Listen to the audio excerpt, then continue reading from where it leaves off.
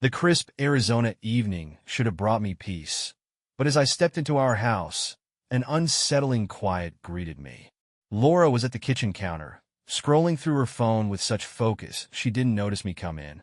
That was unusual. Typically, she'd glance up with a smile, or at least say hello, but tonight she barely acknowledged my presence. I walked over to her, leaning against the counter as I asked how her day was. She replied without looking up, "Fine," the word clipped and cold. There was something in her tone, a sharpness, almost defensive, that made my stomach churn. I tried to brush it off, telling myself I was overthinking. Relationships have their ebbs and flows, after all. Still, a tiny voice in the back of my mind whispered that something was wrong. I poured myself a glass of water and watched her disappear upstairs, her phone clutched tightly in her hand.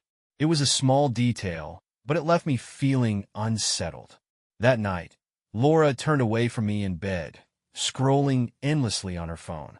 The glow of the screen lit her face, casting sharp shadows that seemed to emphasize the growing distance between us. I couldn't sleep.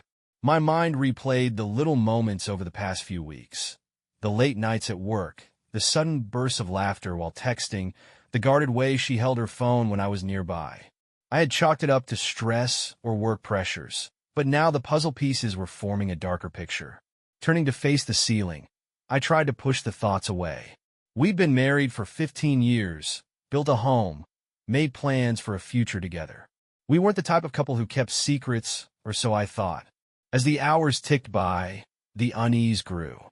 I wanted to trust her, but the cracks in our foundation were becoming too visible to ignore. Something was slipping away, and I wasn't sure if I had the strength to catch it. The next morning, the house felt heavy, as though the air itself carried the weight of my suspicions. Laura moved through her routine as if nothing was wrong. She poured herself coffee, kissed me lightly on the cheek, and headed out the door with a distracted "see you later." I watched her leave, the pit in my stomach growing heavier. I decided to take the day off work. Something inside me told me that I needed to get to the bottom of this before it consumed me. With Laura gone, I started looking for answers. It wasn't something I ever imagined myself doing, snooping through her things, but desperation has a way of bending your morals. Her phone was password protected, but her laptop wasn't. I opened it, heart pounding, and began combing through her emails. At first, there was nothing out of the ordinary, work correspondence, spam, the usual. But then I found it, an email from someone named Derek. The subject line read, "Can't wait to see you tonight." I stared at the screen, my heart racing. The email wasn't explicit, but the tone was unmistakable. "Last night was incredible. Counting the hours until I can hold you again." My hands shook as I scrolled further, finding a string of messages between Laura and Derek. They painted a picture of stolen moments, secret rendezvous, and a passion that hadn't existed in our marriage for years. I felt a mix of rage and heartbreak, the two emotions battling for dominance. How could she do this to me? To us? I closed the laptop and sat in silence, my mind reeling. Memories of our life together flashed through my mind. Our wedding day, the vacations, the nights we stayed up talking about our dreams. It felt like all of it had been a lie. But amidst the despair, a cold determination began to take hold. This wasn't going to end with me as the victim.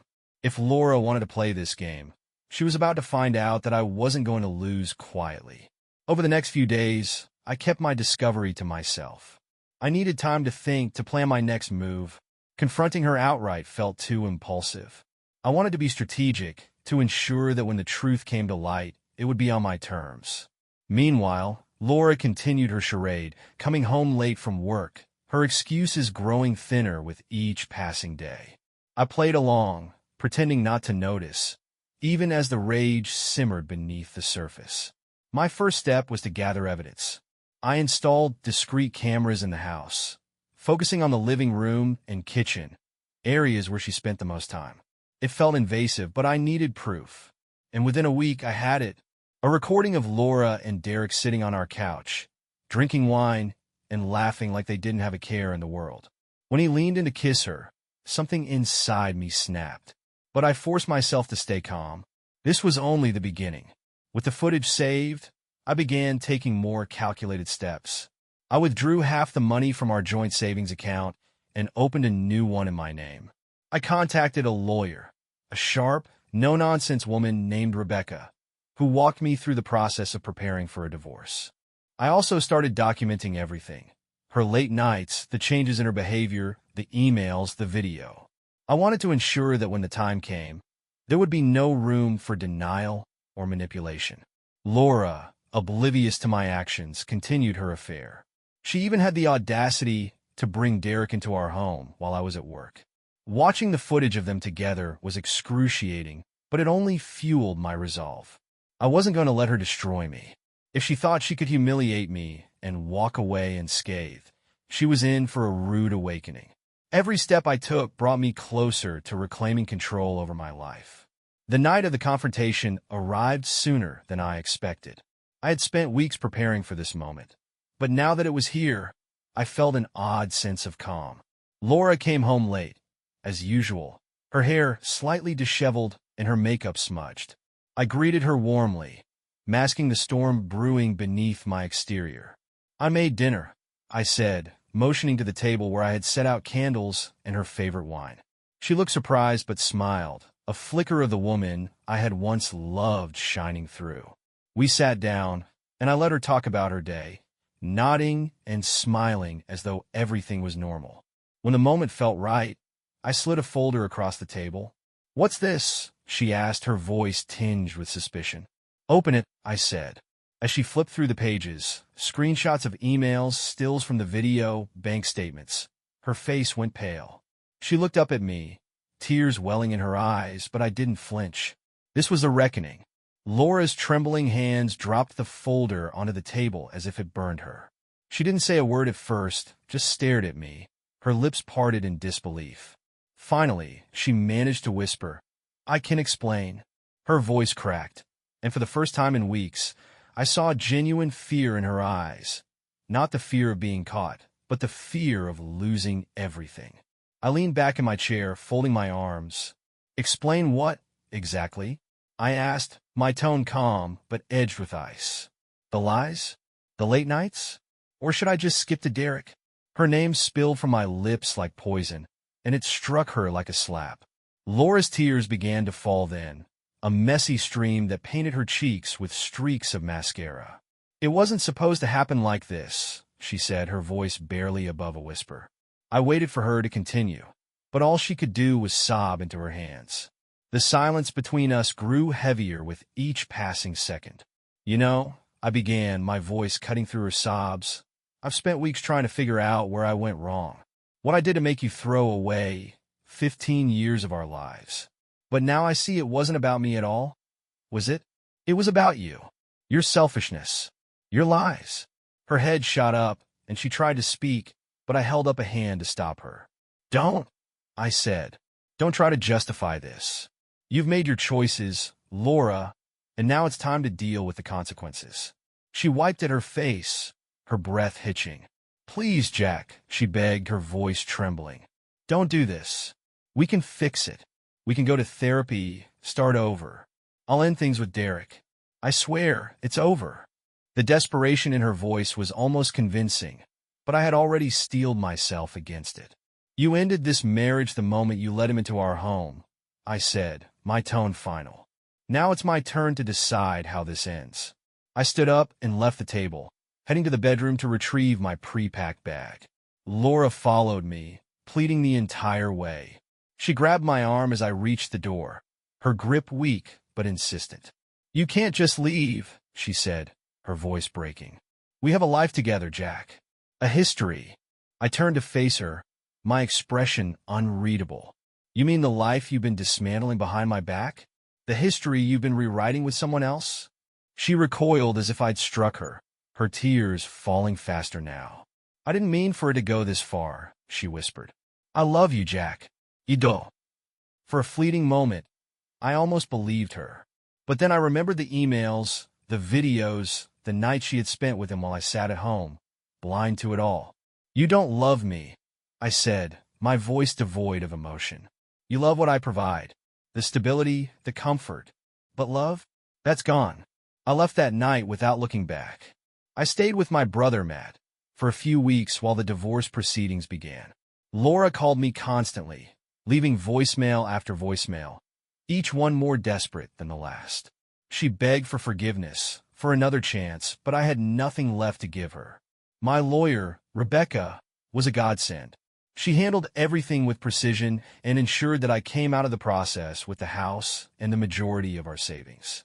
The prenuptial agreement Laura had so casually dismissed when we were young and in love now served as my shield. Derek, unsurprisingly, disappeared the moment the divorce was finalized. From what I heard through mutual friends, he moved on to someone else within weeks, leaving Laura to pick up the pieces of her shattered life. Part of me felt vindicated, but another part, the part that had once loved her, felt a pang of sadness for what could have been.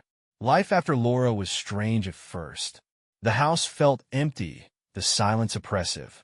But slowly, I began to rebuild. I focused on my career, my friends, and rediscovering the parts of myself I had neglected during our marriage. It wasn't easy.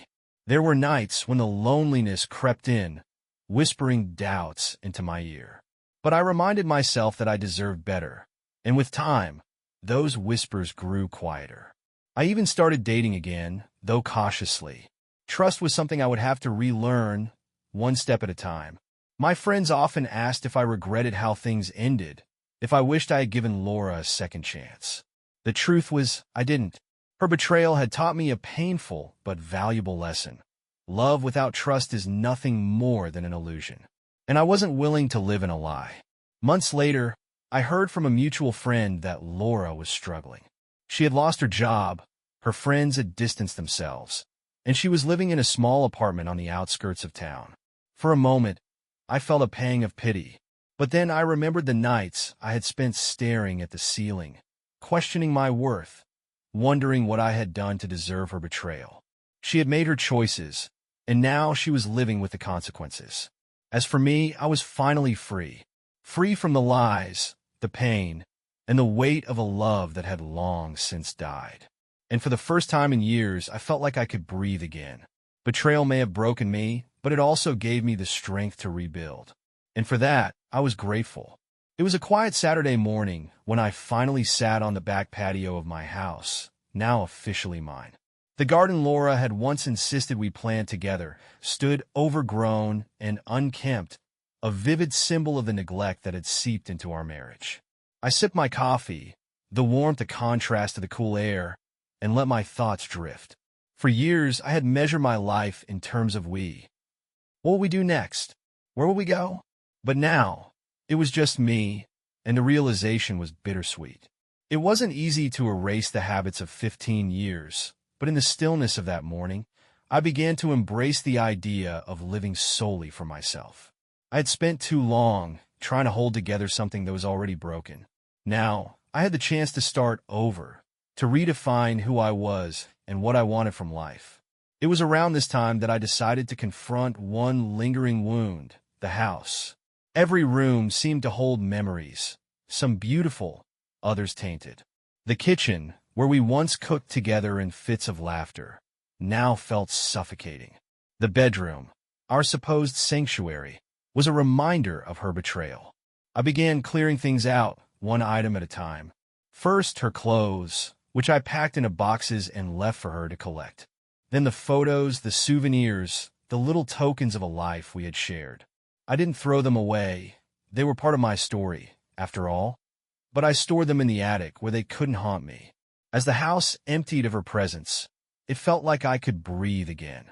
I painted the walls, rearranged the furniture, and planted new flowers in the garden. Each change was a step toward reclaiming my space, my life. Meanwhile, Laura tried to reach out. She sent letters, emails, and texts, each one more frantic than the last. In one, she apologized profusely, swearing she had learned her lesson and begging for another chance. In another, she accused me of being heartless, of abandoning her when she needed me most. I ignored them all. What I needed were two entirely different things now. Forgiveness might come in time, but reconciliation was out of the question. My lawyer assured me that the settlement was airtight, that she had no legal recourse to demand more. But it wasn't about the money for Laura. It was about the life she had lost. I could see that now. She wanted me to be the safety net she had always relied on, the one constant in her life. But that version of me was gone, and she had no one to blame but herself. One day, I received a voicemail from her that I couldn't bring myself to delete. In it, she sounded defeated, her voice soft and hesitant. "Jack," she began, "I know I'm the last person you want to hear from, but I wanted to tell you that I'm sorry. Not just for what I did, but for how I treated you. You deserved better, and I see that now. I hope you find happiness again." For a brief moment, I felt the old pang of affection I had once had for her, buried beneath layers of pain and anger. But the feeling passed as quickly as it came. I deleted the voicemail and moved on. Her apology might have been sincere, but it was too late to mend what had been broken. The wound she had left me with would heal in time, but the scars would remain. In the months that followed, I began to rediscover myself. I took up hobbies I had long abandoned: woodworking, hiking, even playing the guitar that had gathered dust in the corner of the guest room. I reconnected with old friends, people I had unintentionally drifted away from during my marriage. At first, the conversations were awkward, filled with sympathetic glances and the inevitable questions about what had happened.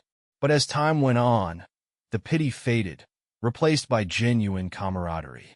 One friend, Mark, invited me on a weekend camping trip, something we used to do religiously before life and responsibility got in the way. The fresh air, the open sky, the simplicity of being in nature, it was exactly what I needed. Sitting by the campfire that night, I felt a sense of peace I hadn't known in years. For the first time, I allowed myself to believe that happiness was possible again. It was during one of these hikes that I met someone new. Her name was Emily, and she had a smile that could light up the darkest of days. We crossed paths on a trail near Sedona, both of us pausing to admire the fiery hues of the sunset against the red rocks. She struck up a conversation, and before I knew it, we were walking together, sharing stories about our lives. She had recently moved to Arizona after a difficult divorce, seeking a fresh start. There was an honesty about her, a warmth that felt like a balm to my wounded soul. We exchanged numbers, promising to meet again, and for the first time since Laura's betrayal, I felt the faint stirrings of hope. I wasn't ready to fall in love again. Not yet, but Emily's presence reminded me that not all connections are destined to end in heartbreak. As the seasons changed, so did I. The man I had been, the devoted husband, the willing provider, the forgiving partner, was gone. In his place was someone stronger, someone who understood the value of his own worth. Laura's betrayal had been a crucible, one that burned away the illusions I had clung to for so long. And though the process had been painful, I emerged from it sharper, more resilient. Looking back, I didn't regret the years I had spent with her. They had shaped me, taught me, and ultimately prepared me for a life beyond her. Now, as I stood on the threshold of a new chapter, I felt ready to embrace whatever came next. Laura had chosen to betray me, but I had chosen to survive. And in the end, that was all that mattered. Months passed, and the wounds Laura left behind began to feel like faded scars. Life became simpler without the constant weight of suspicion or betrayal. Emily and I started seeing each other more regularly, though we both approached things cautiously. We weren't trying to fill each other's voids. We were simply enjoying each other's company. She had a refreshing honesty about her that I hadn't realized I was missing. One evening, as we sat on my newly remodeled patio, Emily shared her own story of betrayal. It mirrored mine in some ways, though her ex had been more brazen, leaving her for someone much younger. She laughed as she told me about her efforts to rebuild, the humor in her resilience shining through.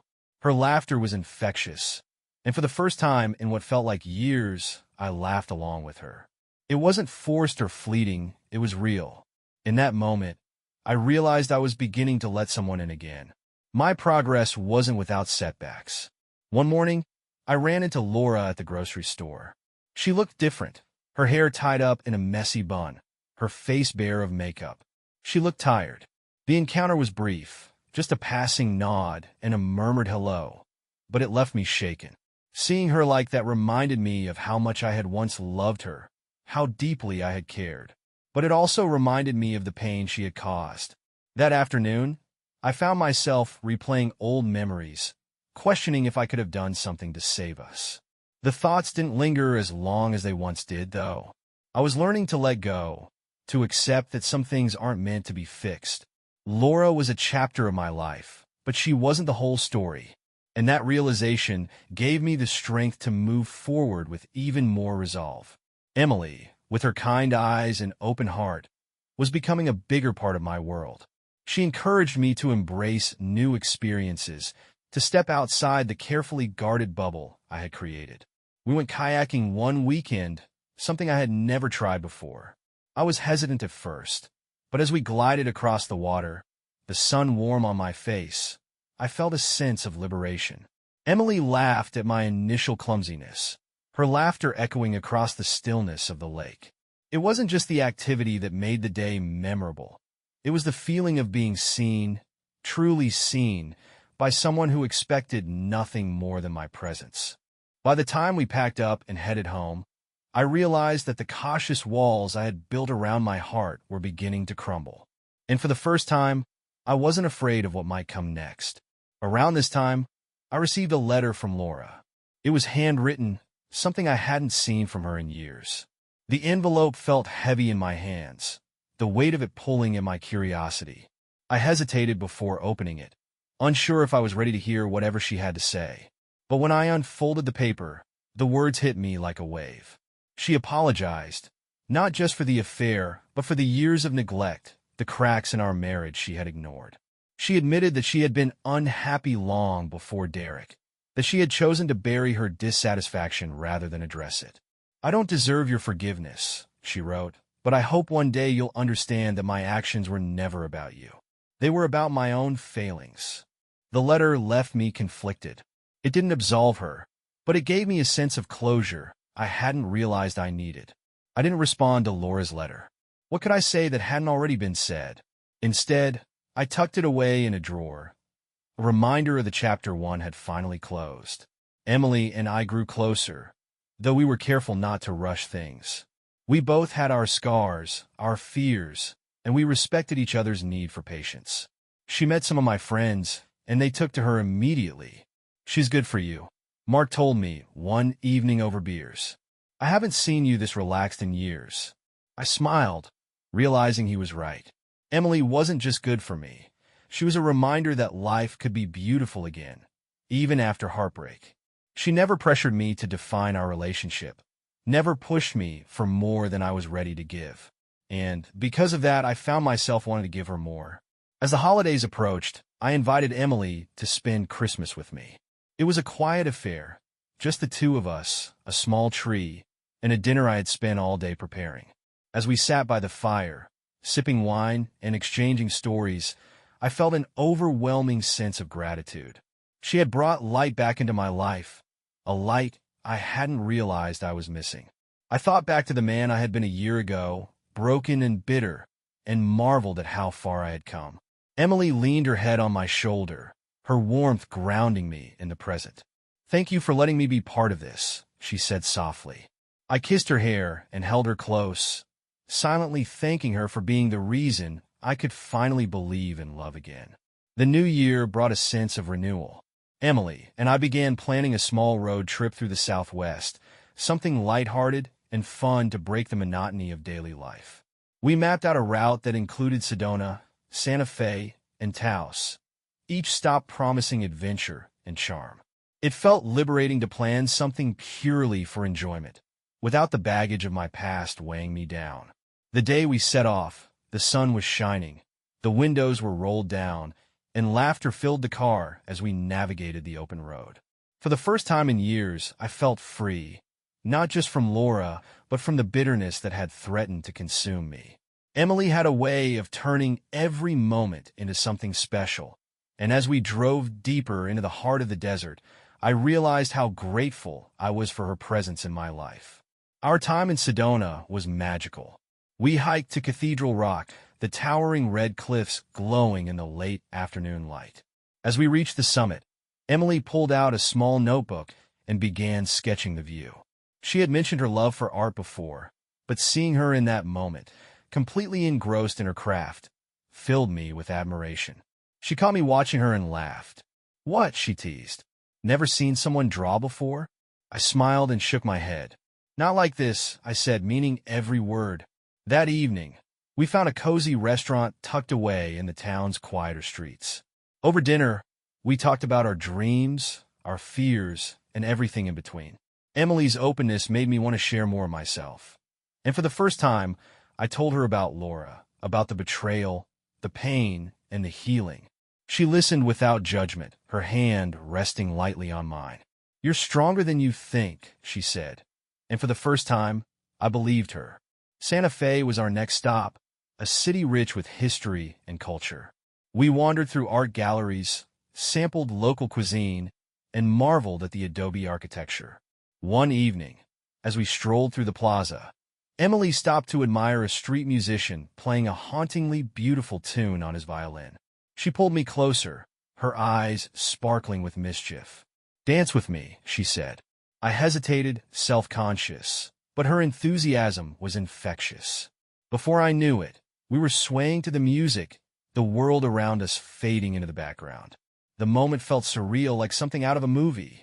When the song ended, she kissed me softly, her lips warm against the cool evening air. "I'm glad we're here," she whispered, and I realized I was too. Each step forward with Emily felt like reclaiming a piece of myself, and I cherished every moment. Our final destination was Taos, a place Emily had always wanted to visit. The small town was quiet and unassuming, nestled against the backdrop of the Sangre de Cristo Mountains. We stayed in a charming bed and breakfast, its walls adorned with colorful murals and rustic decor. On our second day, Emily suggested we visit the Rio Grande Gorge Bridge, a breathtaking expanse that offered panoramic views of the surrounding canyon. Standing there, with the wind rushing past us and the river far below, I felt a strange sense of clarity. Emily leaned on the railing, gazing out at the horizon.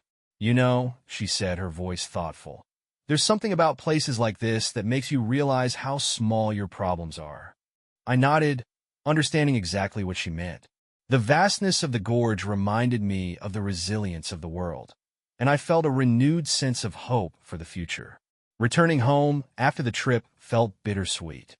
The house, once a source of pain, now felt like a haven, a place where I could continue rebuilding. Emily stayed for dinner that evening, and as we sat on the patio under a blanket of stars, I found myself wondering if she was meant to be part of my future. The thought scared me. I had vowed to take things slow, to guard my heart, but Emily made it difficult to keep those walls up. She noticed my silence and reached for my hand. "You're overthinking again," she said, smiling gently.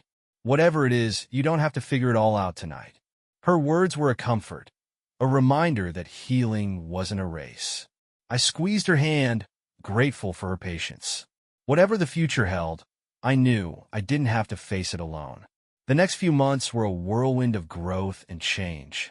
I found myself investing more time in hobbies, friendships, and my career. Emily encouraged me to take on new challenges at work, and with her support, I pitched a project I had been hesitant about for years. To my surprise, it was approved, and the success that followed boosted my confidence in ways I hadn't anticipated. Emily, too, was thriving. She had begun volunteering at a local art center, teaching workshops to kids and rediscovering her own passion for painting. Watching her come alive in her element was inspiring, and it made me want to be better, not for her, but for myself. Together, we navigated the highs and lows of life, each day bringing us closer. It wasn't perfect, but it was real, and for the first time, that was enough. One afternoon, while sorting through old boxes in the garage, I came across a photo album from my life with Laura. The pictures were a painful reminder of the good times we had shared, before everything fell apart. I sat on the concrete floor, flipping through the pages with a mix of nostalgia and sadness. Emily found me there, her hands smudged with paint from her latest project. She knelt beside me, glancing at the album. "Is this hard for you?" she asked, her voice gentle. I nodded. "It is," I admitted, "but I think it's good to remember, even the painful parts." She didn't press further, simply resting her hand on my shoulder. Her quiet support meant more than words could express. Later that evening, I placed the album back in the box, feeling a strange sense of closure. The memories were part of my story, but they no longer defined me. Weeks after finding the photo album, I felt a growing sense of peace. Revisiting the past had been painful, but it also reminded me of how far I'd come. My relationship with Emily continued to flourish, though we both kept our independence intact. She was someone who valued balance, and I admired her for that. One evening, over dinner, she brought up something unexpected. "Have you thought about reaching out to Laura?" she asked gently. Her question surprised me. "Why would I do that?" I replied, my tone defensive. Emily shrugged. "Sometimes closure doesn't come from cutting people off. It comes from confronting the pain head-on." I didn't respond immediately, but her words stayed with me. Over the next few days, I found myself debating whether to contact Laura. Part of me resisted, but another part wondered if Emily was right. Perhaps I needed to face the past one last time to fully let it go. After much deliberation, I decided to write Laura a letter. I didn't want to meet in person, fearing it might stir up emotions I wasn't ready to confront. Instead, I poured my thoughts onto paper, expressing the hurt, anger, and disappointment her betrayal had caused. But I also acknowledged the good times we had shared and the lessons I had learned through our marriage. It was a strange process, both cathartic and exhausting. I ended the letter by wishing her well, hoping she could find peace and redemption in her own life. When I sealed the envelope and dropped it in the mailbox, I felt an unexpected sense of relief. For the first time, it felt like I was truly moving on, not just from Laura, but from the pain she had left behind. Laura's response came a week later, a simple email thanking me for the letter. She didn't try to rekindle anything or defend herself, which I appreciated. "I'm glad you found a way to move forward," she wrote. "I'm trying to do the same." Her words, though brief, carried a sincerity I hadn't expected. It felt like the final chapter of a long, painful story had finally closed. I shared the exchange with Emily, who smiled and said, "I'm proud of you." Her support meant everything to me. In many ways, Emily had been the lighthouse guiding me through the storm, and now that the waters had calmed, I felt ready to chart a new course. The following weekend, Emily and I hosted a small gathering at my house, a mix of her friends and mine.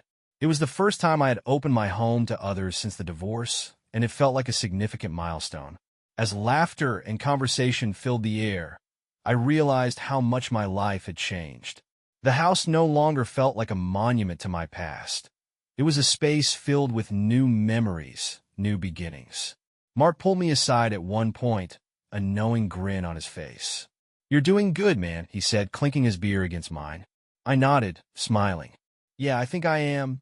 That night, after everyone had left, Emily and I sat on the patio, the glow of string lights casting a warm ambience. "This feels right," she said, her head resting on my shoulder. "It does," I replied, and for the first time, I truly believed it. As Emily and I grew closer, we began discussing the future. Neither of us was in a rush, but the topic of long-term plans naturally came up. "Do you ever think about marriage again?" she asked one evening, her tone casual but curious. I hesitated, the question stirring a mix of emotions.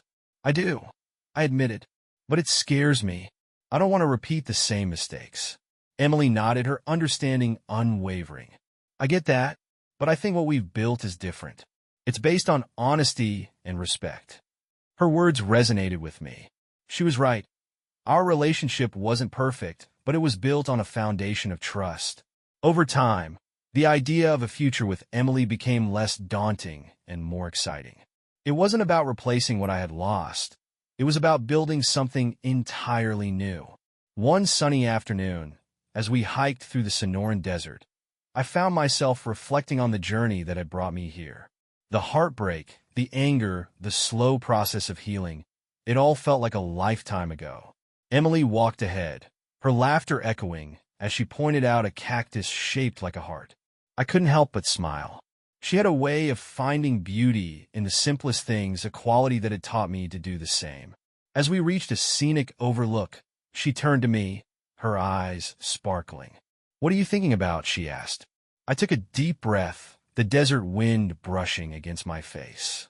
"You," I said honestly, "and how grateful I am for you."